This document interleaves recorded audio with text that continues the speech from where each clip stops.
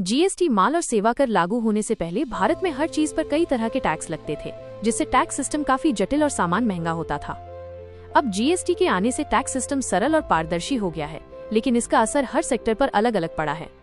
दवाइयाँ। पहले दवाइयों पर कई तरह के टैक्स और एक्साइज ड्यूटी लगती थी, जिससे उनके दाम बहुत ज्यादा थे। अब दवाइयों पर 5% या 12% जीएसटी लगता है, जिससे उनकी कीमतें थोड़ी कंट्रोल में हैं।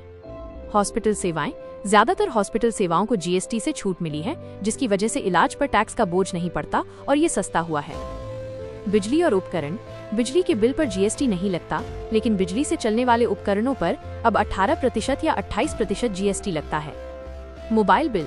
जीएसटी से पहले मोबाइल बिल पर 15% सर्विस टैक्स लगता था। अब 18% जीएसटी लगने के कारण बिल थोड़े महंगे हो गए हैं। होटल और रेस्तरां। पहले होटल के कमरों और खाने पर कई तरह के टैक्स लगते थे, जिससे बिलिंग बहुत मुश्किल थी। अब केवल जीएसटी लगने से बिलिंग आसान और सीधी हो गई है। गाड़ियां और इलेक्ट्रॉनिक्स। जीएसटी ने गाड़ियों और इलेक्ट्रॉनिक्स पर टैक्स स्ट्रक्चर को सरल बनाया है, जिससे पारदर्शिता बढ़ी है। सोना और गहने।